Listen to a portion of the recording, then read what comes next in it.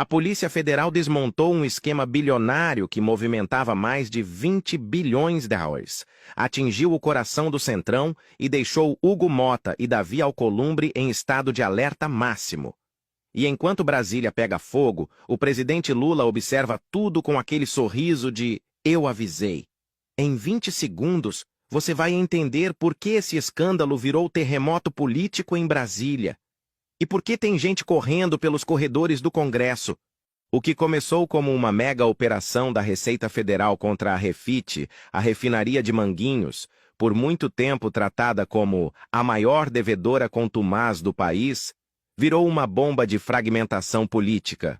Estamos falando de um esquema que, segundo autoridades, drenava até 350 milhões de reais por mês dos cofres públicos, envolvendo importadoras, distribuidoras, postos e até fundos de investimento atuando como engrenagens de um mesmo sistema. Nos bastidores, o comentário é de que a Refit tinha conexões nebulosas, inclusive com estruturas investigadas por lavagem de dinheiro usadas por facções, algo sempre tratado com cautela pelas autoridades, mas repetido como alerta em áreas de inteligência. Foi nesse contexto explosivo que Hugo Motta apareceu como estrela de um jantar do próprio grupo em Nova York, enquanto segurava no Congresso o projeto que endurece as regras contra devedores contumazes. E é aqui que a trama vira. A operação da PF explode, o governo aperta o cerco e, de repente, o eixo do poder, Centrão, Congresso, empresários bilionários e governadores, precisa recalcular rota. Lula, que há meses pressiona pela aprovação da lei, agora assiste o adversário se afundar no próprio pântano. A operação que estremeceu Brasília começou cedo. Mais de 600 agentes, 190 alvos espalhados por 5 estados, portas sendo derrubadas, documentos sendo apreendidos, computadores levados. Mas o que parecia apenas mais um capítulo da eterna luta contra a sonegação virou algo muito maior. Um terremoto político. Porque desta vez não era qualquer esquema. Segundo autoridades federais e estaduais, a Refit, dona da refinaria de Manguinhos, operava uma estrutura bilionária de fraude fiscal tão sofisticada que se tornou símbolo do crime do andar de cima. Offshores nos Estados Unidos, fundos em cascata, empresas de fachada, redes familiares, mecanismos para esconder lucros e reduzir artificialmente impostos, um relógio suíço movido à fraude. E o número que explodiu nas manchetes não veio por acaso. 26 bilhões de prejuízo aos cofres públicos. Dinheiro que poderia ter financiado hospitais, escolas, obras, programas sociais. Dinheiro que falta aqui embaixo e sobra lá em cima. E, como sempre, quando o rastro é de bilhões, o cheiro da política aparece. Mas tem um detalhe que ninguém esperava. Enquanto a bomba explodia no Brasil, fotos e relatos mostravam Hugo Motta, atual presidente da Câmara, como convidado de honra em um jantar de gala promovido pela própria Refit em Nova York. Segundo pessoas que estiveram no evento, Motta circulou como estrela entre executivos do grupo, o mesmo grupo que o governo federal diz ser o maior devedor contumaz do país. E aqui começa o problema real. Nos bastidores de Brasília, comenta-se que Motta vinha segurando há meses o projeto de lei que endurece regras contra devedores contumazes. Um projeto que o governo Lula considera central para combater grandes esquemas de sonegação. O Centrão resiste, claro.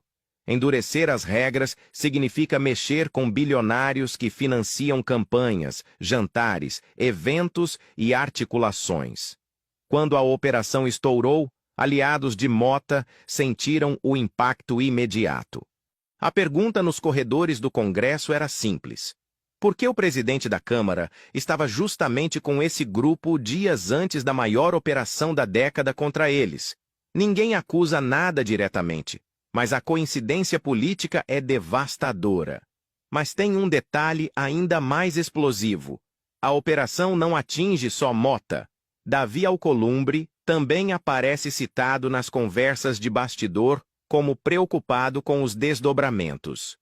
Interlocutores próximos afirmam que o clima no entorno de Alcolumbre é de tensão máxima. Não por envolvimento direto, mas porque a operação expõe relações que o Centrão preferia manter longe dos holofotes. E enquanto isso, o que faz Lula? Observa. Rindo.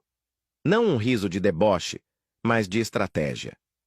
Porque o governo vinha sendo acusado de inventar a narrativa de que grandes devedores estavam sendo protegidos pelo Congresso. Agora, a realidade estoura na cara de quem tentava atrasar o projeto. E a trama ainda não chegou na sua virada principal. Porque o escândalo Refit abriu espaço para outra revelação que sacudiu o outro lado do espectro político. Tarcísio de Freitas, governador de São Paulo e principal aposta da direita para 2026, agora enfrenta uma crise de reputação que atinge diretamente o discurso de eficiência que ele tenta vender. A história começa com o Banco Master, alvo da Operação Compliance Zero, que prendeu o dono, Daniel Vorcaro, e o ex-CEO Augusto Lima.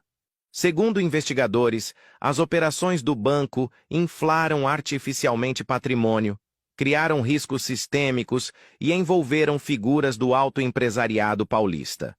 Mas o que ninguém esperava era que o rastro da investigação chegasse à própria campanha de Tarcísio. O principal doador pessoa física da candidatura dele ao governo, Fabiano Zettel, é justamente o cunhado de Vorcaro. Nos bastidores, aliados do governador foram pegos de surpresa. Ninguém quer ter seu nome associado àquele tipo de manchete, e é aqui que a trama vira de vez. Porque a ligação mais sensível não é a doação, é a privatização da EMAI, empresa estratégica que controla o fluxo de água de represas vitais para São Paulo. Tarcísio vendeu a EMAI como símbolo da sua agenda privatista. A foto da martelada virou marca registrada. Mas quando a EMAI foi privatizada, o consórcio vencedor, liderado pelo Fundo Phoenix, tinha entre seus investidores o bilionário Nelson Tanure. E a própria EMAI privatizada aplicou a uns 160 milhões em CDBs de um banco ligado ao conglomerado do Master. A operação só veio à tona porque a PF bateu na porta do Master. A partir daí, tudo o que era discreto virou escândalo. Aliados de Tarcísio passaram a tentar explicar que a aplicação de 160 milhões não afeta a operação da empresa. Mas nos bastidores, o comentário era outro. Como uma estatal recém-privatizada aplica milhões justamente no banco do cunhado do maior doador de campanha do governador? Mas tem um detalhe que ninguém mostrou. Essa crise atinge o coração da narrativa que a direita construiu para Tarcísio. Ele seria o gestor perfeito, técnico, eficiente, acima de suspeitas. E agora, de repente, está cercado por ligações políticas, empresariais e financeiras que lembram exatamente aquilo que ele dizia combater. E enquanto tudo isso explode ao mesmo tempo, Centrão incendiado pela Operação Refit, Tarcísio abalado pelo rastro do Master, Congresso pressionado pelo governo, Lula observa, calmo, seguro, com aquele sorriso de quem está no tabuleiro há décadas e sabe ler quando o adversário treme. A parte que ninguém percebeu é que essa crise consolida o discurso de Lula sobre soberania econômica. Ele vinha dizendo há meses que grandes devedores drenam recursos que deveriam ir para o povo. Agora, com a operação escancarada, o governo ganha munição para aprovar o projeto contra devedores contumazes e desmontar a narrativa de que estaria perseguindo o empresariado. E é nesse cenário de fumaça e ruído que surge a frase que corre entre aliados de Lula. 2026 começou agora. Porque quando escândalos atingem o Centrão e o principal nome da direita ao mesmo tempo, o campo político se reorganiza. E adivinha quem fica de pé no centro do tabuleiro? Lula. A direita tem medo da verdade. Ajuda esse vídeo a chegar mais longe. Escreve Lula 2026 aqui embaixo.